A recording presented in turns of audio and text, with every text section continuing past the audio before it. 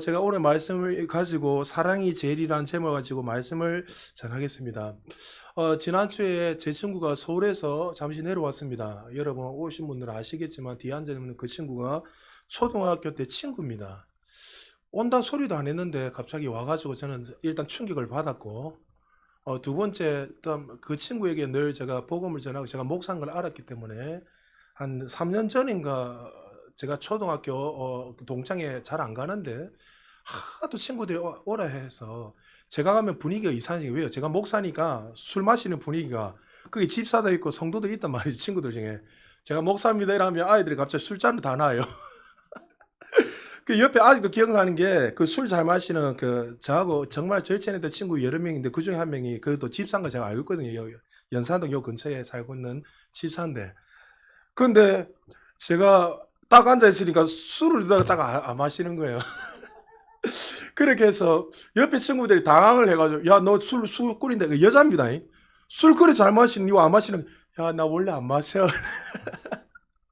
그러니까 제가 웬만하면 친구들 반창에 동창회 이런 데 가면 자꾸 술 마시고 막 이렇게 하니까 별로 보기도 좋지 않고, 이래서 제가 될 수 있으면 안 가는데 한 번 갔다가 한 3년 전인가 친구, 이번에 온 친구를 그때 만나기, 원래 억수로 친했던 친구입니다. 그 친구가 군인인데 서울에 지금 1사단에 있는데 계속 교제를 하고 이렇게 하다가 자기가 이제 휴가차 2박 3일로 부산에 내려왔다가 아내가 신앙이 참 좋은 것 같아요. 아내가 결혼하고 나서 서울에 휴가차 둘이 놀러 왔는데 아이들은 다 컸으니까 놔두고 그래도 예배를 드려야 된다. 근데 중요한 건 친구가 교회를 나온 적이 없어요. 나간 적이 없어요. 그러니까 자기는 늘 태워만 주고 밑에서 자고 있던지 아니면 시간을 맞춰서 오는 친구예요.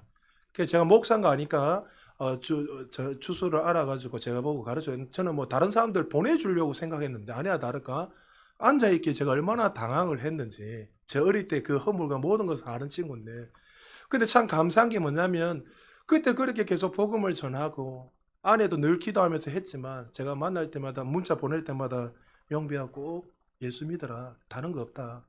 네 아내나 네 딸 세 명이 아빠의 소원이 하나, 그들의 소원이 하나 있다면 같이 손잡고 일단 종교 생활을 하든 간에 네가 1차적으로 교회 나오는 것이다. 그리고 예수님을 만나고 같이 천국 올라가는 게 네 아내나 네 식구들 소원일 거다.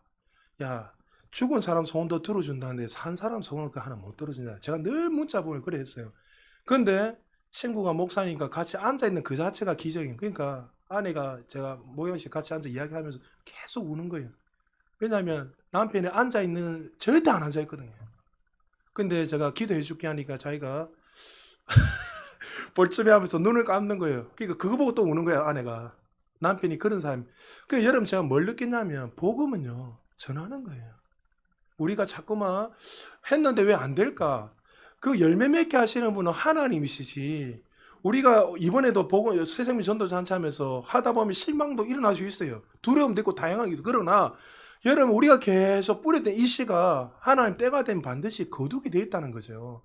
저는 이 친구가 기도해 보니까 분명 하나님 택한 백성은 저에게 말씀해 주셨고, 그래서 제가 그 아내 보고도 걱정하지 마십시오. 제가 중간에 연락도 계속하고 하니까 택한 백성이 반드시 이제 한 번 들어왔으니까 두 번, 세 번 계속 들어오게 될 거라고 그렇게 기도해주고 친구를 이렇게 보냈는데, 참 우리 안에 주님의 그 사랑이 계속 강건하면 만나는 사람들마다 우리는 복음을 전하게 돼 있고, 그 사랑의 그 강건함 때문에 우리가 예수님의 그 사랑을 덕에 입어서 뭘 잘 먹고 잘 사는 것이, 그거는 이미 다 세팅이 다 돼 있는 거라서 그거는 보너스고, 왜 우리에게 이런 은혜들을 주신 이유는 뭐냐면 근본적으로 그 사랑을 통해서 많은 자들의 그 사랑을 흘려보낸 것이 하나님 우리를 부르신 목적이란 거죠. 많은 사람들이 신앙생활하면서 여기도 금방 읽어보면 우리가 11절에 보면 내가 어릴 때 어떻게 했습니까? 어릴 때는 말하는 것이 어린아이 같고 깨닫는 거 어린아이 같고 생각하는 거 어린아이 같다가, 그러니까 쉽게 말하면 어린아이 받는 것만 좋아하잖아요. 그러니까 장성한 자가 되면 어떻게 되는 거예요? 쉽게 말해서 받는 인생이 아니라 이제 이 사랑을 계속 흘려보내는 인생으로 그 사람이 장성한 자고, 그렇게 살아가는 사람이 하나님이 기뻐하시는 성숙한 자란 거죠. 신앙생활 하면 할수록 우리가 더 주님을 깊이 만나면 만날수록 우리의 삶에 사랑이 계속 흘러넘치게 돼 있고, 그 사랑의 강건함으로 말미암아 힘을 공급받아 살아가게 되는 건데, 만약에 그렇게 그 중심으로 살아가지 않으면 내 열심, 내 노력을 살아가다 보면 지치고 실망하고 넘어질 수밖에 없다는 거죠.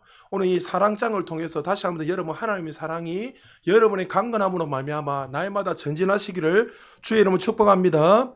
여러분 오늘 본문은 사랑장인 게 우리가 잘 알고 있고 우리가 12장에 벌써 은사에 대해서 설명을 했는데 바울이 12장에서 은사에 대해서 쭉 이야기하다가 뜬금없이 갑자기 14장에도 예언에 대해서 잠시 이야기하고 또 방언에 대해서 이야기하는데 왜 중간에 갑자기 사랑에 대해서 이야기하는가? 바울이 의도적으로 사실 이 고린도 교회를 향해서 건면하기 위해서 13장에 이 사랑이라는 이 단어를 집어넣으면서 이 그들에게 그 분쟁과 그 여러 가지 많은 갈등과 또 교회 안에서 수많은 문제들을 가지고 있을 때에 너희들이 지금 이 공동체에서 어떠한 모습으로 살아야 될지를 다시 한 번 더 그들에게 말씀해 주기 위해서 13장의 이 사랑에 대해서 그들에게 구체적으로 말씀하고 있다는 거죠. 제가 신앙생활을 하면 할수록 날 저도 참 주님의 사랑이 더 충만해져야 되고 그 사랑이 압도되는데 어느 날부터 그 사랑보다도 일 중심으로 사역할 때가 너무 많은 거예요. 주님의 사랑에 힘을 얻어서 그 사랑 때문에 모든 사역을 하고 해야 되는데 그 사랑이 아니라 어떨 때는 이 목회가 그냥 사역적으로 일로서 할 때가 있는 내 모습을 보면서 깜짝 놀랄 때가 많이 있는 거예요. 그러면 다시 한 번 더 제가 이 말씀을 준비하면서 제 자신을 점검하게 되었고 이것이 얼마나 하나님이 기뻐하지 않는 많은 사람들이 다운이 되고 많은 사람들이 탈진하고 많은 사람들이 신앙에서 중간에 도태되고 넘어지고 무너지는 이유가 뭐냐면 이 사랑의 기초가 되어 있지 않기 때문에 무너지는 거예요. 내 열심, 종교적인 신념, 자신의 어떤 행위로 뭔가를 자꾸만 하려고 하니까 의도로는 좋은 거예요. 앞에서 뭔 열심히 하니까. 그러나 하나님이 정말 원하시는 거 우리를 일 뿌려먹기 위해서 하나님 우리 구원하셨을까요? 아니란 거죠. 그 사랑 때문에 그 사랑 안에서 살기를 원해요. 그래서 여러분에게 쉼을 누리라는 거는 그 사랑 안에서 누리라는 거지.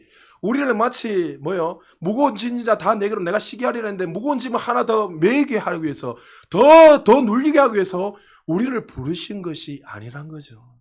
그래서 우리는 항상 이 사랑 안에서 우리가 기능하게 될 때 여러분들이 실패하지 않고 전진하고 승리할 수 있다는 거죠. 바울이 오늘 본문에서 크게 세 부분으로 나누고 있습니다. 1절에서 3절, 또 4절에서 7절까지, 그리고 8절에서 13절로 구체적으로 세 부분을 나눠가지고 1절에서 3절까지는 사랑이 없으면 어떻게 될 것인가 하면서 사랑의 정의에 대해서 말하고 있고, 또 4절에서 7절에서는 그럼 사랑이 무엇인가 하면서 이 사랑에 대해서 15가지 구체적으로 성경에서 말하는 이 사랑, 그리스도의 사랑의 기초를 두고 살아가는 사람들은 이렇게 살아갈 것이라는 것을 구체적으로 말하고 8절에서 13절에서는 이제 사랑에 대한 결론, 우리가 무엇을 추구하고 어떻게 살아야 될 것인가에 대한 이 결론 부분을 말씀하고 있습니다. 우리 1절 우리 같이 한번 먼저 읽어보겠습니다. 시작.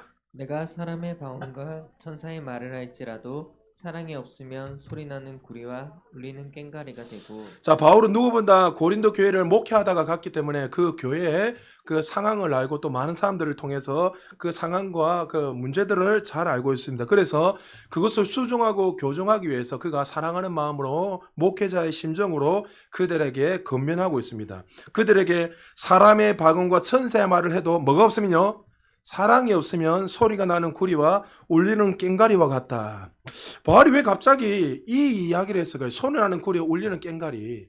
그 당시 배경이 있었어요. 그 당시에 예배를 드리고 그 사람들에게 예배 드리면 그때 예배 가운데 뭘 하냐면 사람들이 그 뒤에서 당당당당 이렇게 소리가 나요. 당당. 옛날에 여러분 기억납니까? 우리 어릴 때 꼭 어디 기도원에 가면 뭐 합니까? 우리 초창기 때 8, 90년 해도 뭐 했지요? 뒤에서 푹 찢잖아요. 기도는 안 가봤습니까? 저보다 연배가 더 있으면 더 잘하셔야 되는데 옛날에 교회에서도 푹 치는 사람들이 있었습니다. 어떤 교회는 앉아있으면 피아노하고 또 안 맞아요. 맞춰가지고 좀 북을 딩딩 치면 참 은혜가 될 건데 북 치는 사람은 자기 열심을 가지고 북을 딩딩딩 치고 피아노는 피아노대로 딩딩 치고 있으니까 이 모든 조화가 다 깨지는 거예요. 자기는 어떤 사명을 가지고 북을 치고 꽹과를 치는 건 모르겠지만 여러분 그 소리가 계속 이렇게 일정하게 들리고 예배 가운데 들리면 그것이 처음에는 은혜로운지 모르겠지만 계속 그런 소리가 들리면 뭐가 됩니까? 우리에게 소음이 되는 거예요. 잡음이 되는 거예요. 여러분 스피커도 마찬가지입니다. 스피커 소리에서 갑자기 우리 교회도 지금 막 잡음이 조금씩 날 때 있어요. 그러면 제가 억수로 예민해. 여러분들은 모르겠지만 그냥 윙 하면 여기 집중하다 보면은 어떻게 해요? 예배가 방해가 되고 은혜가 안 된단 말이죠. 지금 바울이 그 이야기 하는 거예요. 너희들이 지금 그 사람들 중에 이렇게 하고 있는데 뒤에서 깽가리 치고 딩딩 하는 거 아무 의미 없는 그 소리 아무 쓸데없다는 거예요. 뭐가 없으면요? 사랑이 없으면 아무리 그 열심을 가지고 하나님을 예배하고 찬양하고 두드려하고 쳐도 그 기초 그 열심의 기초가 뭐가 없으면요? 주님의 사랑으로 말미암아 그 하지 않는 것들은 아무 소용이 없다는 것을 바울이 지금 설명하고 있다는 거예요. 왜 그렇습니까? 왜 바울이 이 말을 구체적으로 하죠? 그 당시에 고린도 교회는 뭐가 많이 나타났죠? 은사가 많이 나타났습니다. 은사가 너무나 많이 나타나니까 이 은사를 가지고 하나님이 그들에게 은사로 주신 것은 다른 교회보다 뛰어나서 너희들이 대단히 준 것이 아니라 그들에게 필요에 따라 주신 거예요. 그 은혜로.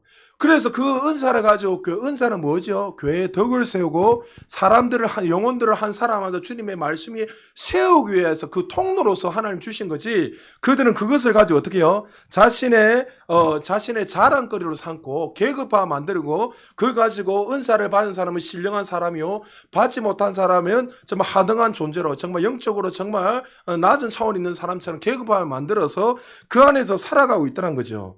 그래서 하나님이 그들에게 이런 주신 은혜들을 잊어버리고 그들은 오히려 그 사랑을 잊어버리고 자신의 유익을 위해서 은사를 사용하고 살아가고 있다는 거죠. 그래서 마치 이 은사가 하나님의 사랑에 기초 없이 만약에 그렇게 한다면 아까 아무 의미 없이 치는 깽가리 소리가 똑같다는 거예요. 아무 의미가 없다는 거예요. 교회에서 여러분 아무리 많은 열심을 가지고 노력을 가지고 하는 건 참 귀한 일이죠. 은사를 가지고 능력을 가지고 섬기고 참 보면은 대단한 일이죠.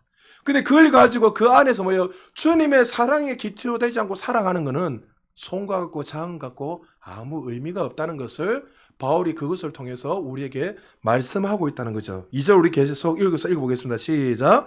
내가 예언하는 능력이 있어 모든 비밀과 모든 지식을 알고 또 산을 옮길 만한 모든 믿음이 있을지라도 사랑이 없으면 내가 아무것도 아니요. 자, 여기 얼마나 큰 은혜를 경험하고 있습니까? 예언을 하고 모든 비밀을 아는 지식.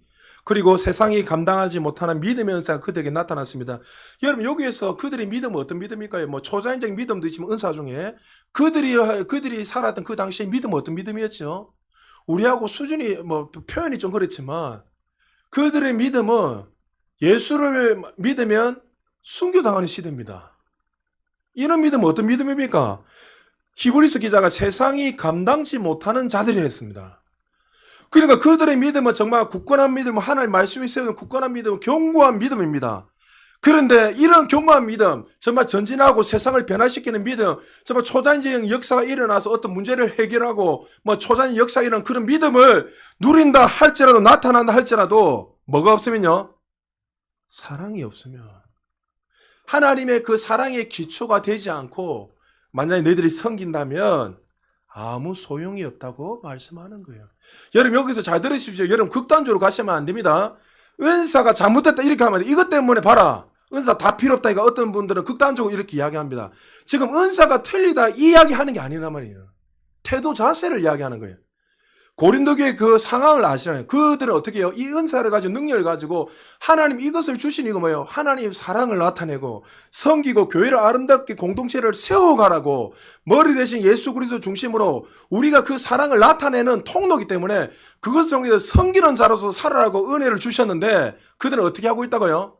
이 본질은 다 잊어버리고 하나님의 사랑의 기초를 두고 살아가는 다 잊어버리고 이것을 가지고 자신을 드러내고 자신을 높이고 공동체를 깨뜨리고 분쟁을 일으키더란 거죠. 그래서 은사가 틀렸다 이야기가 아니라 그 은사가 아무리 나타나도 기초가 뭐가요? 하나님의 사랑 안에서 기초 두지 않고 살아가는 그 모든 것들은 아무 소용이 없다는 거죠. 그리고 3절에서 계속 이어서 이렇게 말합니다. 우리 같이 한번 읽겠습니다. 시작. 내가 내게 있는 모든 것으로 구제하고 또 내 몸을 불사르게 내어줄지라도 사랑이 없으면 내게 아무 유익이 없느니라. 내가 모든 것을 구제하고 내 몸을 불사른다는 말은 자기 만족에, 여기서 말하는 거 자기 만족에서 필요한 구제와 헌신을 이야기하는 거예요. 여러분, 참 우리는 연말이 되면은 뭐 사랑의 열매도 하고 또 주변에 많은 약한 자들 또 연약한 분들 많이 도와주잖아요. 섬기고 참 그거는 좋은 일이에요. 귀한 일이에요. 그러나 문제는 뭡니까?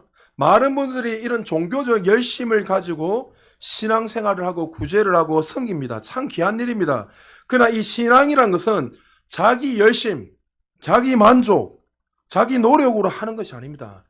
신앙은 주님이 주신 그 은혜를 누리며 그 은혜를 바라보고 그 사랑 안에서 살아가는 것이 신앙이에요. 누구의 힘으로 살아가는가? 예수 밖에 있을 때는 누구요? 우리의 힘으로, 우리의 열심으로 내가 주인에 살아가지만 이제 그리스도 안에 들어온 우리 모두는 누굴요? 하나님의 사랑 안에서 주님이 주신 그 은혜 안에서 누리며 살아가고 섬기는 거예요. 그 사랑 때문에 여러분이 섬기는 것이고 그 하나님의 그 사랑을 받았기에 너무 그 사랑이 너무나 커서 교회를 섬기고 또 성도들을 세워가는 거지. 여러분, 세상 사람도 구제하는 거 우리보다 더 잘합니다. 근데 그들과 우리의 차이점은 뭐죠? 그들에게는 자기 의가 드러나는 거예요. 자기 열심, 자기의 믿음, 자기의 선택을 가지고 그들은 노력으로 살아가잖아요. 지금 바울이 그 이야기 하는 거예요. 너희가 정말 네 열심으로 구제를 하고 내 몸을 불사르며 자기 몸을 다 태우면서까지 생명을 바치면서 사람 헌신하고 살리며 얼마나 귀한 일입니까? 그런데 뭐가 빠졌다고요? 하나님의 사랑에 기초하지 않는 모든 것들은 아무 유익이 없다는 거예요. 그래서 아까 이야기한 것처럼 우리가 성숙해지면 성숙해지도록, 장성해지면 장성해지도록 우리 안에 누구의 사랑이 더 나타난다고요? 그리스도의 그 사랑이 나를 강건케 하는 거예요. 사랑이 충만해. 그래서 여러분 아셔야 됩니다. 이 성경을 읽어보면 예수님이 막 제자들한테 이야기하고 그들이 입에서 주님을 사랑합니다 고백하는 그냥 나오는 게 아니에요. 그 사랑을 체험하고 경험한 자만이 그 고백을 나올 수 있는 거예요. 종교적으로 살아가는 사람들은요, 그냥 사랑합니까 하니까 사랑합니다 할 수는 있지만 어떤 결정적일 때는 어떻게 해요? 도망가 버립니다. 왜요? 그 기초 자체가, 뿌리 자체가 어디에요? 하나님의 사랑 안에 있는 것이 아니라 내 열심, 내 노력으로 뭔가를 하기. 그래서 그 문제들이 풀어지면 행복하고 가만히 있는 거예요. 그러나 이 문제가 해결되지 않으면 흔들려 버려요. 왜요? 그 기초가 주님의 뿌리 안에 있지 않기 때문에 많은 사람들이 그런 일들이 일어난다는 거죠. 여러분, 종교적 열심, 사실 하나님 주신 은사라 가지고 정말 교회를 섬기고 하는 건 귀합니다. 그러나 고린도 교회는 이것을 가지고 뭐요? 경쟁을 하게 되고 자기 의를 드러내고 종교적 열심을 인하여 그 기초, 하나님의 그 사랑의 기초가 다 깨어짐으로 말미암아 그 안에 정말 사랑은 다 사라지고 뭐만 드러나요? 분쟁이 나고 문제가 일어나더란 거죠. 그래서 바울은 그들에게 아무리 불사르게 내어줄지라도 너희 안에 하나님의 그 사랑이 기초 없이 섬기지 않는 것들, 모든 구제들은 거짓이라는 것을, 아무것도 유익이 없다는 것을 분명하게 말씀하고 있습니다. 그러면서 바울이 구체적으로 성경에서 오늘 본문의 4절에서 7절까지 사랑에 대해서 15가지를 이야기하고 있습니다. 우리 한 절씩 교독합니다. 4절 제가 먼저 있습니다. 사랑은 오래 참고 사랑은 온유하며 시기하지 아니하며 사랑은 자랑하지 아니하며 교만하지 아니하며 불의행하지 아니하며 자기의 유익을 구하지 아니하며 성내지 아니하며 악한 것을 생각하지 아니하며 불의를 기뻐하지 아니하며 진리와 함께 기뻐하고 모든 것을 참으며 모든 것을 믿으며 모든 것을 바라며 모든 것을 견디는 아멘. 자, 15가지의 사랑의 정의를 구체적으로 말하고 있는데 이거 말하려면 몇 시간 걸리니까 제가 간단하게 몇 가지만 이렇게 하고 넘어가겠습니다. 먼저 사랑을 기다린 것이고 이건 나중에 제일 마지막에 이야기했습니다. 온유함이다 이렇게 말하고 있습니다. 여기서 온유하면 여러분 자꾸 성경에서 온유하면 우리의 어떤 태도, 자꾸 뭐 온유한 성품, 양보하는 거 이렇게 성경은 자꾸 말씀하고 있는데 성경에서는 온유에 대해서 이렇게 말씀하고 있지 않다고 분명히 제가 말씀드렸습니다. 민수기 12장 3절에 보면 모세에 대해서 하나님이 이렇게 말씀하고 있습니다. 우리 한번 같이 한번 읽어보겠습니다. 시작. 이 사람 모세는 온유함이 지면의 모든 사람보다 더하도다. 자, 모세는 지면의 모든 사람들보다 어떻게 하다고요? 온유하됐습니다. 지금 이 상황을 여러분 앞뒤 전원 문맥을 보면 이게 왜 이 말이 나왔는지 여러분 깜짝 놀라셔야 됩니다. 지금 이스라엘 백성들이 여름에 아론과 미리암이 쿠데타를 일으켜. 쿠데타는 좀 오바지만 지금 모세에 대해서 열이 받았어요. 왜요? 모세가 누구를 취하죠? 구스 여인을 취해버렸어요. 아내로. 여러분 구스 여인이 누굽니까? 구스는 흑인 여자입니다. 에티오피아 사람입니다. 여러분 만약에 이스라엘들은 유일하신 하나님이고 자기 뭡니까? 오직 자기 동족과 결혼해야 돼요. 순수 회통으로 그렇게 해서 아브라함이 나중에 아브라함 통이 쫙 해서 메시아가 나와야 돼요. 절대 이방인들하고 결혼하면 안 돼요. 그런데 일반 성도들, 일반 사람들이 그렇게 결혼해도 돌 맞아 율법 어겼다고 돌 맞아 죽는데 모세 지도자가 지금 구스 여인 흑인이고 아프리카 사람, 이방인 사람을 데려와가지고 아내로 취해버린 거예요. 여러분 우리가 일반적으로도 지금 이해가 안 되는데 그 당시 상황은 더 이상 율법을 다 깨뜨린 상황이에요. 근데 하나님 지금 뭘 한다고요? 모세는 온유함이 지변의 모든 사람보다 더하다 이야기해요. 그럼 이게 안 맞는 거잖아요. 성품으로 따진다면, 태도로 말하면. 온유는 그것을 이야기하는 거 아니에요. 지금 하나님이 아론과 미리암에게 이렇게 말합니다. 6절에서 7절 제가 읽어드립니다. 이르시되 내 말을 들으라. 너희 중에 선지자가 있으면 나 여호와가 한상으로 나를 그에게 알리기도 하고 꿈으로 구하 말하기도 하거니와 내 종 모세와는 그렇지 아니하니 그는 내 온 집에 충성함이라. 모세가 구스연에 취한 이유는 어떻게 해요? 하나님 지혜를 했다는 거예요. 무슨 말입니까? 온유는 뭐지요? 온유는요 야생마 있죠. 제가 이야기드렸잖아요. 야생마는 길들이지 않는 야생마는 지 하고 싶은 대로 뛰어다녀요. 마음대로 막 뛰어다니는 이 야생마가 어떻게 안장을 최종적으로 안장을 딱 넣으면은 이제 길들이져요. 그래서 안장을 넣고 입에다 이제 고삐를 물리면 기수가 오른쪽으로 가자면 오른쪽으로 가고 왼쪽으로 가면 왼쪽으로. 그게 온유해요. 무슨 말입니까? 길들여지지 않는 말이 이제 통제를 받고 다스림을 받는 거. 여기에서 말하는 온유예요. 주님의 사랑이 기초가 되는 사람은 어떻게 해요? 이제는 내 힘을 가지고 내 방법을 살아갔던 그 모든 사람이 이제는 누구요? 하나님의 통치와 다스림을 하나님이 가라면 가고 서라면 서는 그게 온유라는 거예요. 그래서 예수님이 마태복음 11장 29절에 이렇게 예수님이 말씀하셨습니다. 같이 한번 읽어볼까요? 시작. 나는 마음이 온유하고 겸손하니 나의 멍에를 메고 내게 배우라. 그리하면 너희 마음이 쉼을 얻으리니. 자, 원문에 보면 여기서 온유도 동일하게 사용하고 있습니다. 예수님이 이 땅에 십자가에 지신 이유가 뭡니까? 예수님도 할만하시면 이제는 옮겨달라 했습니다. 그러나 내 뜻대로 되지 말게 하시고 아버지 뜻대로 되기를 원합니다. 이게 온유예요. 하나님의 사랑에 기초를 두는 사람은 자기 주장이 없는 거예요. 내 주장을 내세우고 내 힘으로 살아가는 것이 아니라 하나님의 다스림과 통치를 받고 살아가는 사람, 온유한 자, 겸손한 자라는 것을 말씀하고 있다는 거예요. 그리고 사랑은 시기하지 않고 자랑하지 않고 교만하지 않습니다. 왜 바울이 이 말을 했을까요? 지금 고린도 교회 안에 뭐가 일어나고 있죠?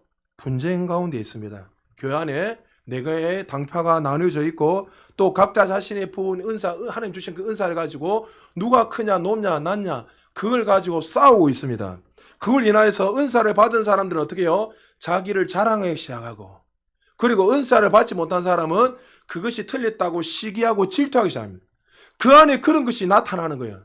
왜 이런 문제가 자랑하고 드러나고 그들 안에 분쟁이 일어났지요? 그 안에 뭐가 없기 때문에요?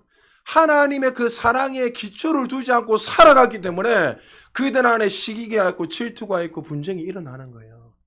여러분 교회도 마찬가지로 딱 보십시오. 어떤 사람이 열심히 하고 많은 열매가 나타나고 막 하면 그것도 하나님 주신 은혜지요. 사실은 은혜이기 때문에 되는 거잖아요. 근데 개중에 그 계급화되고 막 이렇게 인식하고 사랑이 강건하지 않은 사람들은요. 사단이 틈을 딱 들어가서 뭘 하냐면 딱 그것을 통해서 시기하게 만들고 질투합니다. 그래서 그것을 통해 어떻게 합니까? 그걸 가지고 교회를 깨뜨리고 그 사람을 무너지게 하고 넘어지게 한단 말이죠. 지금 바울이 그 이야기 하는 거예요. 너희들이 왜 이런 문제가 일어나냐. 사랑은 그런 시기하고 질투하는 것이 아닌데 너희들이 자기 의를 드러내고 하려는 이유는 그 사랑에 기초를 두고 하는 것이 아니라 내 의가, 내 열심이, 내 노력이 그것을 정당화하기 위해서 살아가기 때문에 너희들의 삶에 이런 문제들이 일어난다고 말씀하고 있습니다. 우리가 신앙생활 하면서 왜 시기하고 질투합니까? 왜 자신을 자랑하며 살아가죠? 우리가 어떠한 존재로부터 출발했는지 잊고 살아가게 됩니다. 여러분 우리는 어떤 존재였죠? 우리가 예수 안에 있기 전에 우리는 예수 밖에 있는 죄인이었습니다. 만약에 평소에 그렇게 살다가 주님이 죽고 나면 주님 앞에 영원한 생명으로 서는 것이 아니라 심판주로서 주님 앞에 우리는 그런 설 수밖에 없는 존재입니다. 여러분, 우리가 하나님 앞에 아바 아버지라 부를 수 있는 이유가 뭡니까? 내 열심 노력입니까? 내가 정말 누구보다 특별하게 뛰어나서 많은 것을 알고 있기 때문에 내가 교회 와서 예배를 드리고 주님을 만나서 구원을 받습니까? 아니죠.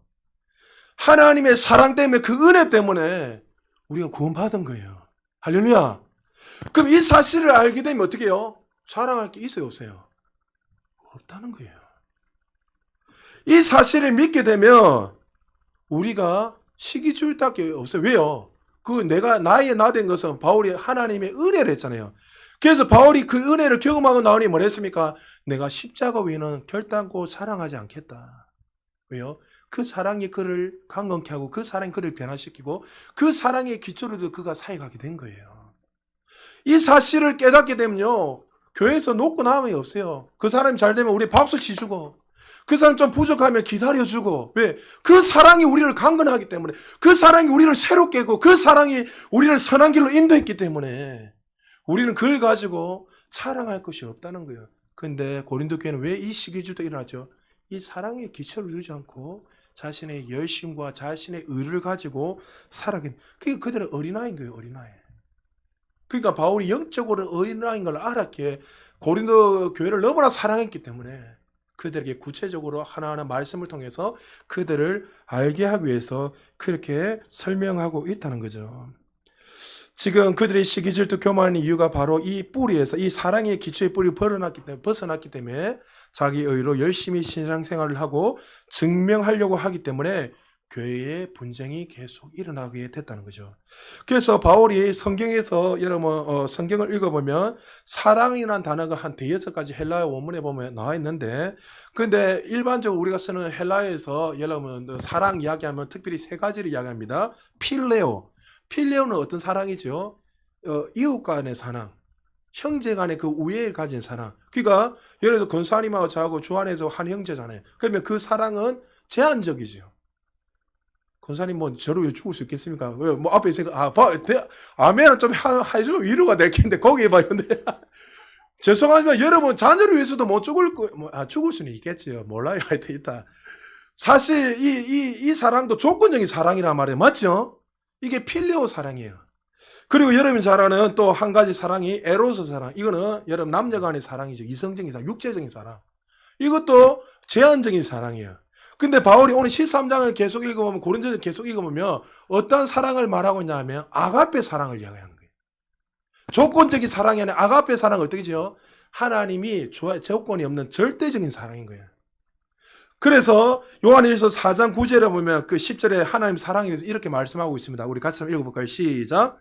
하나님의 사랑이 우리에게 이렇게 나타난 바 되었으니 하나님이 자기의 독생자를 세상에 보내심은 그로 말미암아 우리를 살리려 하심이라. 사랑은 여기 있으니 우리가 하나님을 사랑한 것이 아니요 하나님이 우리를 사랑하사 우리 죄를 속하기 위하여 화목제물로 그 아들을 보내셨습니다. 예수님이 이 땅에 우리를 죽으신 이게 절대적인 아가페 사랑이지. 우리에게 뭔가 주기 위해, 받고 주기 위해서 한 사랑이 아니라. 그리고 5장 8절에도 로마서 우리가 아직 죄인되었을 때 그리스도께 우리를 위하여 죽으심을 하나님께서 우리에 대한 자기의 사랑을 확정했다. 이것도 아가페 사랑이라는 거예요.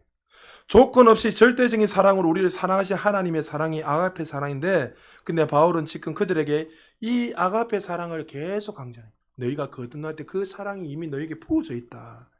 그런데 이 아가페 사랑을 누가 할 수 있죠?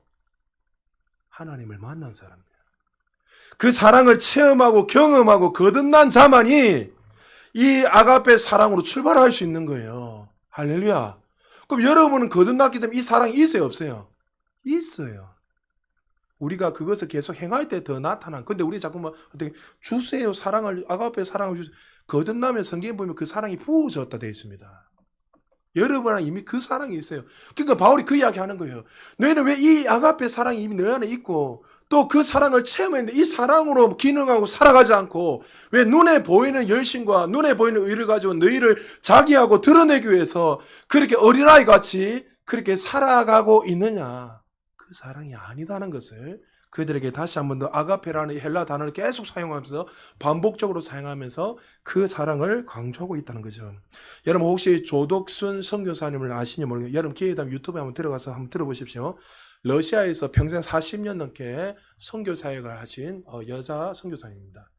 전도사 생활을 하시다가 홀로 이제 결혼도 하지 않고 지금 은퇴를 했는지 아직도 안 했는지 모르겠어요. 한 몇 년 전까지 계속 하고 계셨는데 은퇴를 해도 거기서 계속 안 하시겠나 이런 생각이 드는데 40년 넘게 여자 홀로 평생 정말 10대와 같이 젊음을 가지고 그렇게 러시아에서 사역을 하고 계시는 귀한 분입니다.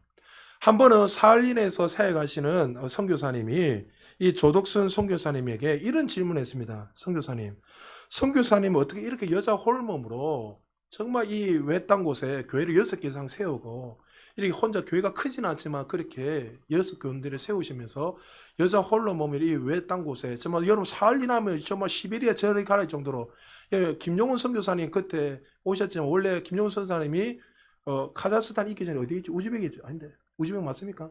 아 카자흐스탄 어디였죠? 키즈키? 갑자기 하여튼 러시아 쪽인데 있었는데 한번 제가 이런 이야기 했어요. 우리가 영하 한 몇 도 떨어지가 너무 추워가지고 영하 한 5도인가 이래 됐을 때 제가 전화가 왔길래 통화를 하다 아이고 그 형님이니까 아이고 우리 김용은 형님 추워 죽겠습니다. 영하가 5도 막 떨어졌다 뜨고 있어요. 야 이거는 영하 40도다 이래. 근데 바람이 좀 우리하고는 또 다르니까 안 보니까 그래도 견딜 수 있다는 게 40도 하면 여러분 감이 안 잡히잖아요. 근데 사할린이 얼마나 춥습니까? 근데 어떻게 여자 홀몸으로 40년 넘게 묵묵하고 그렇게 정말 그 사역을 잘 아름답게 열매를 맺을 수 있습니까? 이러면 대다수 사람들은 어떻게 합니까? 내가 하나님 주신 이 사명, 이 소명을 가지고 내가 최선을 다했습니다. 이렇게 일반적으로 많은 분들이 이야기를 해요. 근데 이분이 그 이야기를 안 하고 이렇게 대답하는 거예요. 어찌나 주님이 나를 사랑하시는지 그 사랑 때문에 나 이 일을 감당합니다. 저는 이 간증 들으면서 충격을 받았어요. 이분이 정말 주님을 만난 사람이다. 우리는 자꾸만 사역에 집중을 하고 이 사역 하나님 우리 주님 이 사역을 하는 게 보면 이 사역이 잘 되면요 행복해하고 안 되면 슬퍼합니다. 여러분 다 그렇습니다. 그런데 이분은 어떻게 해요? 하나님의 그 사랑이 나 같은 죄인 영원히 죽을 수한 이 죄인을 구원하신 그 사랑 그 은혜 정말 주님 앞에 나중에 내가 서게 되면 정말 초라하게 고개도 들 수 없는 그 죄인 중에 개수했는데 주님이 나를 강간하시고 그 사랑 때문에 나를 의로운 자로 만드시고 영원한 천국으로 올라가시는 그 은혜 때문에 그 사랑받는 그 존재가 기쁘기 때문에 그 사랑으로 사역하기 때문에 그 어려움이 있어도 안 지치다는 거죠. 여러분 신앙생활은 그렇게 하는 거예요. 여러분 사역을 맡기면 떨잖아요. 왜 떨는지 아십니까? 내가 뭔가를 열매를 맺어야 된다는 이런 두려움들. 왜 그게 이때까지 신앙생활하면 다 그런 기초를 두고 있어요. 여러분 제가 말했잖아요. 앞전에 교회 있을 때 부목사 목회하면서 항상 결과물을 가져오는 그 시스템 조직 뭘 갖다 주면은 이렇게 해서 여기서 몇 명의 결과를 나오고 뭐 이렇게 해야 돼. 데이터 정확하게 안 나오면 목사님 뭐라 하십니다. 그래서 제가 한번 따지세요 목사님한테. 아무도 안 따지니까 제가 좀 따지기 보이죠. 그래서 제가 이야기했어요. 목사님 이래가 안 됩니다. 그 진짜 교만한 거죠. 그 목사님 정말 대단한 분인데 목사님 이렇게 안 하고 이렇게 해도 얼마나 할 수 있습니다. 제가 그게 모든 목회 뭡니까 셀 쉽게 말해서 우리를 교회로 말해 셀 전체를 총괄하는 디렉이기 때문에 제가 이거 다 할 수 있기 때문에 그러면 제가 책임지고 제가 할 테니까 목사 한번 맡겨주십시오. 근데 목사님이 그거 되겠나 이러는 거예요. 근데 사실 2주 만에 한 달도 안 된 거 2주 만에 다 이 숫자가 다 와버렸어요. 하여튼. 그래서 그걸 좋아하는 거예요. 그래서 제가 이게 맞나? 여러분 조직화를 만들고 이렇게 하다 보니까 시스템이 하나 마다는 거예요. 성도들도 어떻게 해요? 뭔가 사명을 좀 뭐 하십시라면 어떤 게요? 그 기쁨이 아니라 이 결과물을 자꾸 만든다 생각해야 되니까 어떻게 해요? 두려움이 오는 거예요. 안 되면은 마치 어떻게 해요? 사람들이 정죄하는 것 같고 당신은 실패자야. 이렇게 자꾸만 오감적 60년 생각으로 자꾸 이렇게 만들어 버리니까 그것 때문에 두는 거예요. 그게 왜 그렇습니까? 그게 사랑의 기초를 하는 것이 아니라 사역을 보고 그 형태를 보고 신앙생활을 하기 때문에 문제가 일어나는 거예요. 혹시 여러분들이 신앙생활할 때 그런 마음과 자세를 가지고 있다면 그것도 귀하지만 이제는 우리의 태도와 자세를 바꿔야 돼요. 그 그 하나님의 사랑이 나를 강건하시게. 할렐루야. 그래서 이 조덕선 선교사님은 영적 거장이신 거예요. 정말 하나님을 깊이 만났기 때문에 그도 정말 누구보다 땅과 희생을 많이 하고 누구보다 기도도 많이 하고 많이 섬겼지만 그가 그 어려운 가운데서도 이겨내고 전진한 40년 넘게 그가 그 어려운 여건 속에서도 승리하며 할 수 있었던 이유는 주님의 그 사랑, 아가페 사랑으로 섬길 수 있었기에, 그 사랑을 받고 섬길 수 있었기에 정말 그 사랑을 체험한 자답게 살게 되었다는 거죠. 교회 성숙수를 보면 얼마나 한 영혼에 대한 사랑과 태도를 갖고 있는가 보면 알 수 있는 거죠. 한 영혼의 귀하게 여기고 하나님의 은혜 말에 드리는 교회가 성숙한 교회예요. 교회가 큰 것이 건물이 크고 숫자 많은 것도 귀한 거지만 그건 하나님 주신 은혜지 우리의 열심으로 되는 건 아니에요. 하지 마라 이야기가 아니에요. 그러나 그걸 가지고 능력이 많네 적네 이거 평가해서는 안 된다는 거죠. 정말 하나님이 우리에게 무엇을 하나님의 사랑만이 남는다는 거죠. 지금 고린도 교회는 서로 분쟁하는 가운데 서로에게 무례히 행하고 예배 또한 무지해졌습니다. 그러면서 첫째 자신의 유익을 구하는 공동체로 전락하게 되었습니다. 신앙이 수단화시키는 순간 종교는 타락하게 되고 우리 기독교는 타락하게 됩니다.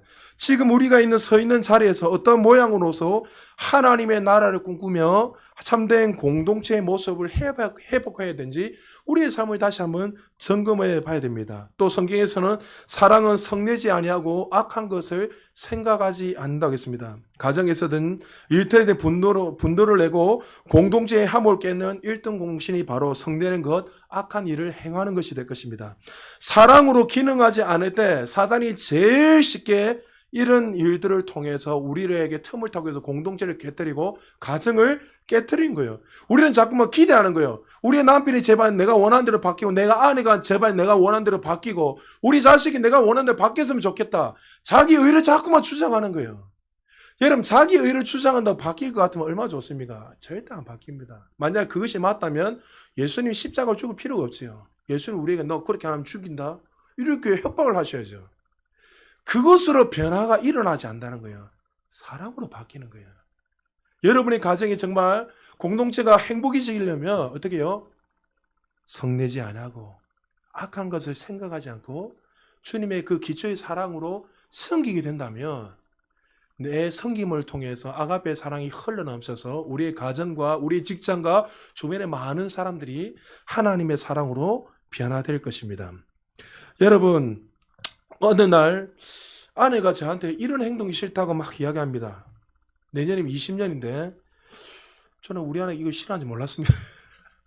수없이 이야기했지만 저는 이게 사랑인 줄 알고 제 의를 주장하다 보니까 어떻게 해요? 문제가 많이 일어났죠 사실. 지금도 ING 진행형이 아직도. 근데 나중에 보니까 보여 남편이 그것을 고칠 수 있고 아내가 고칠 수 있는 이유가 뭡니까? 사랑하게 되면 바뀌게 되는 거예요. 남편과 아내를 사랑하기 때문에 싫어하는 행동을 하지 않는 거예요. 하나님을 사랑한다면서 그분이 싫어하는 것이 무엇인지 우리는 살펴야 합니다. 하나님은 죄를 싫어하십니다. 우리는 이미 구원받았지만 우리가 죄를 지면서 살아가는 걸 싫어하십니다. 왜요? 죄를 짓는다는 것은 지금 누구의 아래에 있다는 거예요? 거듭난 하나님의 자녀인데 불구하고 하나님의 말씀의 지배를 받지 않고 내가 주인이 되고 마귀의 지배를 받으면서 살아가겠다는 것은 내 것을 주장하는 삶과 똑같다는 거죠. 하나님 그런 삶을 싫어하십니다. 그래서 하나님을 사랑한다면 우리는 죄와 멀어지고 또 삶을 정말 하나님 기뻐하는 삶으로 선택하며 살아갈 것입니다. 불의를 기뻐하지 않는다는 것도 바로 하나님이 싫어하는 것들은 우리는 택하지 않고 그 사랑 안에 있기 때문에 그렇게 살아야 된다는 것을 말씀하고 있는 것이죠. 하나님의 사랑에 기능하면 살아가는 자들은 절대로 이런 불의를 행하고 성내지 아니하고 악한 삶을 살아가지 않습니다. 그리고 한 가지 더 사랑은 진리를 기뻐한다 말합니다. 여기서는 진리는 그 당시 고린도 교회의 배경을 좀 알아야 됩니다. 우리가 진리하니까 말씀이라고 했지만 말씀도 맞지만 고린도 교회에서 영향력인 사람, 소위 말하는 여러분 그 상위 1% 사람들 얼마나 많이 살면 그 가운데서도 또 교회 안에서 영향력 있는 이 사람들이 이 진리의 말씀을 가지고 어떻게 하냐면 여론을 조작하고 자신이 원하는 대로 이것을 움직이는 거야. 그렇게 해서 어떻게 해요? 그 진리를 가지고 권력화시켜버린 거예요. 여러분, 교회는 무엇만은 드러내야 되죠? 사람이 드러난 것이 아니라, 정치, 경제, 정치적인 것이 드러난 것이 아니라, 하나님의 사랑이 드러나야 되는데, 이것을 가지고, 하나님 주신 이 진리를 가지고, 오히려 어떻게 하죠? 권력화시키고, 자기가 어떻게 힘의 논리를 가지고, 그렇게 살아가고 있다는 거죠. 그래서 바울이 어떻게 해요? 사랑 안에 있는 사람들은 그렇게 살아서는 안 된다는 것을 주장하지 않아야 된다는 것을 말씀하고 있다는 거죠. 그러면서 사랑은 모든 것을 참고 믿고 바라고 견뎌야 된다는 것을 말씀하고 있습니다. 사랑은 오랜 시간 서로를 기다려주고 견뎌주면서 함께 무르익어가는 거예요. 부부 사이도 한 이불을 수십 년 해도 부부 사이가 100% 알 수 없어요. 언제까지요? 저도 20년 정도 가까이 살았으니까 살아보니까 죽을 때까지 ING예요. 여러분 유명한 일화 아시잖아요. 70이 다 된 70이 넘어가지고 도저히 아내가 남편하고 못 살겠다 해가지고 이혼하게 됐습니다. 그래서 법원에 가가지고 둘이 도장을 다 찍고 그래서 내려오면서 마지막으로 우리 헤어지기 전에 뭐 먹자 했습니까? 우리 통닭이나 먹자. 닭이나 치킨 한 마리 튀긴 거 그거 먹고 우리 헤어지자. 둘 다 통닭을 좋아하니까. 그래서 앉아서 이래 앉아 마지막으로 씁쓸하면서 또 마음은 또 허전하면서 또 기쁘고 다양한 생각이 들겠죠. 그러면서 남편은 어떻게 해요? 헤어진 아내에게 뭘 줬습니까? 닭다리 줬어요. 그러니까 막 그 아내가 소리 지르면서 그러니까 내가 당신하고 이혼한 거라고. 당신은 내가 날개 좋아하는지 모르냐고. 수십 년 사는데 왜 당신은 늘 나 하나도 모르고 닭다리 주냐. 아내는 뭐요? 남편한테 날개 주는 거예요. 그러니까 또 열받아가 당신은 내가 닭다리 좋아하는지 모르냐. 잘 보세요. 남편은 자기가 제일 좋아하는 거 줬어요. 아내도 제일 좋아하는 거 줬어요. 그게 부부인 것 같아요. 그러니까 부부는 시간이 지나면서 주님의 그 사랑 안에서 주님을 닮아가고 서로를 섬기고 닮아가는 게 부부인 것 같아요. 제가 살아보니까. 근데 우리는 어떻게 해요? 자기 유익을 구하고 자기 의를 자꾸 주장하니까 문제가 생기더라는 거죠. 부부 사이도. 주님이 지금 그 이야기에 너희는 그리스도의 머리 되지 예수 그리스도 중심의 모든 것이 한 지체고 한 형제고 참은데 사랑하면 참고 믿고 바라고 견디는 이 시간적인 이야기를 하는 거잖아요. 정말 그 사랑 안에 있으면 그 사랑이 아가페 사랑이 있으면 그 사람이 어떻게 해요? 기다려줬다는 거예요. 그 시간적인 개념을 이야기하는 거예요. 근데 우리는 어떻게 해요? 빨리 해야 돼. 오늘 바꿔! 왜 안 돼? 저를 아시는 분들은 알 거예요. 종현이도 저하고 수십 년 동안, 십몇 년 동안 알았으니까. 제가 옛날보다는 많이 좀, 성격이 옛날보다는 좀 급하지 않고 좀 이런 걸 알 거예요. 옛날 같으면 바로 달려가죠.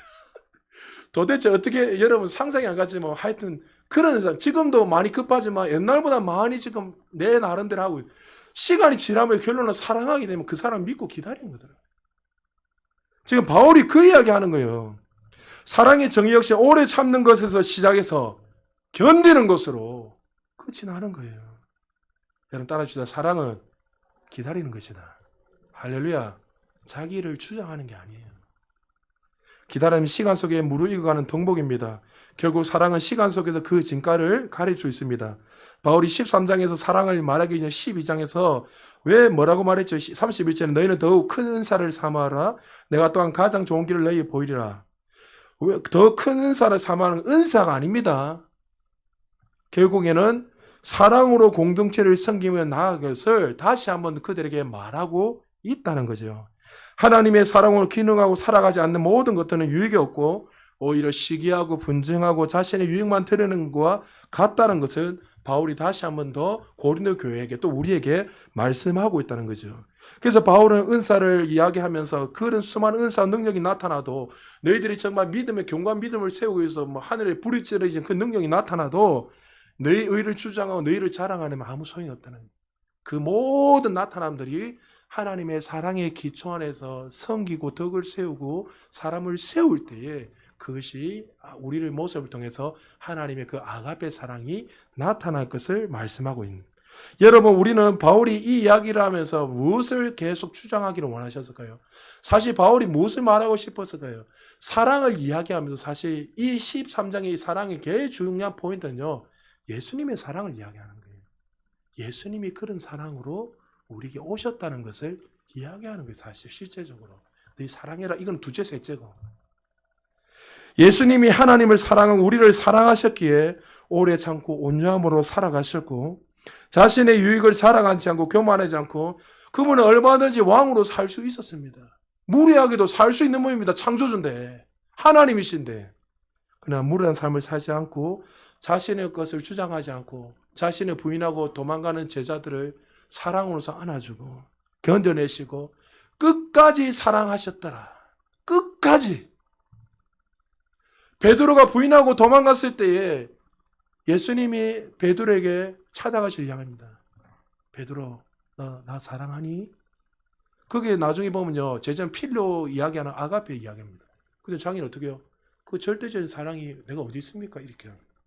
그리고 나중에 깨달아서 하나님, 내가 주님을 사랑하나이다. 아가페 사랑을 말하고 있습니다.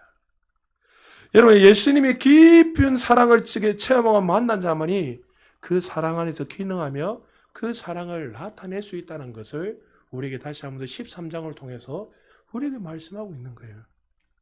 8절에 이렇게 말합니다. 사랑은 언젠까지나 떨어지지 아니하되 예언도 피하고 방언도 그치고 지식도 피하리라. 그렇죠. 우리가 주님 앞에 서게 되면 천국에 올라가면서 여러분 은사 능력이 뭐가 필요 있습니까? 아무 필요 없는데 오직 무슨 사랑만 뭐만 남죠? 주님의 사랑만이 영원한 거예요. 은사가 틀렸다 이 이야기 하는 거 아닙니다. 자꾸 극단으로 가지 마세요. 그 기초 안에서 살아야 되고 이 사랑 안에서 살아야 될 것을 계속 이야기하고 있는 거예요. 그리고 성숙한 거에 대해서 이야기하고 12절, 13절에 한 번 더 구체적으로 말씀하고 결론냅니다. 같이 읽겠습니다. 12절, 13절 시작. 우리가 지금은 거울로 보는 것 같이 희미하나 그때에는 얼굴과 얼굴을 대하여 볼 것이요 지금은 내가 부분적으로 하나 그때에는 주께서 나를 아신 것 같이 내가 온전히 알리라. 그런즉 믿음, 소망, 사랑 이 세 가지는 항상 있을 것인데 그 중에 제일은 사랑이라. 할렐루야. 당시 사람들은 우리가 지금 가지고 있는 이 거울같이 되지 않고 청동 거울을 사용했습니다. 청동 거울 어떻습니까? 얼굴에 보면 부옇게 형태가 완전하게 잘 보이지 않습니다. 그 말은 뭐예요? 너희들 예수 그리스도가 다시 오시기 전에는 우리가 주님 얼굴을 대면할 수 없고 희미하게 그렇게 살아가고 그것이 뚜렷하게 나타날 수는 없지만 그 모든 것은 다 사라지만 희미하게 되고 다 무용지물이 되지만 결론은 뭐만 남는다는 게 주님 앞에 서면 주님의 사랑만이 남는다는 거예요. 이 땅의 모든 것들 다 사라지고 희미하고 우리는 또 부분적으로 이 땅에서 우리가 주님의 사랑을 나타내서 보여요.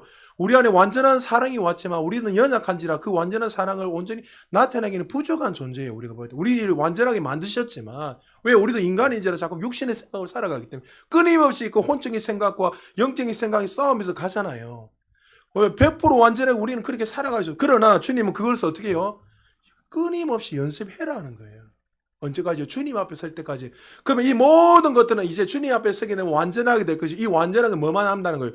주님의 사랑만이 남기 때문에 너희들은 영원한 것에 집중하며 살아야 될 것을 이야기하는 거예요. 여러분 사역을 하실 때도 교회 일을 섬길 때 구제할 때도 여러분 은사를 나타내고 수많은 거 할 때도 이 사랑으로 기능하시 주님 축복합니다. 주님의 사랑의 기초에서 그 영혼을 섬기고 주님의 사랑의 기초에서 여러분들 헌신을 하고 주님의 사랑의 기초에서 여러분들이 봉사하고 섬기된다면 우리 의가 드러난 것이 아니에요. 그것을 통해서 하나님의 영원한 사랑 그 사랑만이 남게 된다는 것을 우리에게 말씀하고 있습니다. 말씀 마무리합니다. 신앙생활은 나의 열심 노력을 무엇인가를 추구하고 나아가는 것이 아니라 예수 그리스도로 말미암아 주신 그 은혜, 그 구원의 은혜를 노래하고 그 사랑을 안에서 기능하며 살아가는 것이 신앙생활인 거예요. 여러분 가운데 어느 날부터 그 이 뿌리가 흔들려 있다면 다시 한번 오늘 이 말씀 안에서 여러분들이 그 뿌리가 나 중심, 나의 중심에서 이제 어떻게 해요? 하나님의 그 사랑으로서 기능하십시오. 여러분 만약에 신앙생활한 것이 지치고 혹시 탈진이 온다면 여러분 이 시간 기도하면서 이렇게 기도하세요. 하나님 그 주님의 그 사랑이 나를 강건케 하여 주옵소서. 여러분 우리가 주님의 사랑을 깨달았을 때 맨날 며칠 우리가 예배당에서 울었던 기억나잖아요. 그 사랑 때문에 나 같은 자가 어떻게 이 자리에 설 수 있는가. 우리가 날마다 눈물 흘리고 근데 왜 어느 날부터 많은 사람들이 지쳐있죠. 그 사랑에 집중하지 않는 것. 그 사랑으로 공급하심을 살아가는 것이 아니라 마치 나의 그 예수님을 하나님을 통해서 뭔가 유익을 누리려고 그거는 둘째, 셋째는 그냥 따라오는 걸 이미 다 주신 걸 했잖아요. 하나님은요, 이 예배 시간에도 여러분이 은혜 받는 것도 중요하지만 하나님하고 그 사랑이 교제하기를 원하세요. 다른 게 아니라. 문제가 해결받는 건 둘째, 셋째예요. 그건 이미 하나님 구하면 해결해 주신다. 이미 다 그리스도 안에 있으면 해결은 다 되는 거예요. 이 사실을 믿으셔야 돼요. 그런데 여러분 그 수많은 어려움 가운데서도 하나님은 그 어려움에 관심이 없어요. 여러분에게 관심이 있어요. 하나님은. 여러분이 힘들고 고난 가운데 있고 여러분이 정말 낙심하고 여러분이 탈진하고 있어도 하나님은 그게 관심 있는 게 아니라 여러분 그 영혼에 관심이 있어. 하나님은 사랑 아들아 딸아 나와 함께하자. 너희들은 왜 지금 나의 그 사랑 안에 있지 않고 너는 다 그것에 집중하지 않고 그렇게 살아가고 있냐? 주님 말씀하시는 거예요. 사랑하는 여러분, 우리에게 주신 이 아가페 사랑이 우리에게는 이미 부어져 있습니다. 그러므로 이제 그 힘을 공급받아서 여러분 주어진 사역을 잘 감당하셔서 이번에 새생명 전도 축제도 그 사랑하는 마음으로 전하세요. 정말 내가 받은 이 사랑이 너무나 커서 당신 한번 예수 믿어봐라고. 너무 좋다고. 그 사람이 처음 와서 종교생활 하겠죠. 처음에는. 그렇게도 강건해서 데려오십시오. 변화시키고 세우기는 것은 하나님이 하시는 거예요. 그러므로 여러분 안에 그런 사랑이 흘러내려서 공동체를 아름답게 세워가고 또 여러분이 가는 곳곳마다 이 아가페의 사랑이 나를 통해 흘러넘쳐서 정말 수많은 자들이 회복되고 하나님 앞에 세워지는 그런 하나님의 사람 되시기를 주의 이름으로 축복합니다. 우리의 말씀을 생각하시면 기도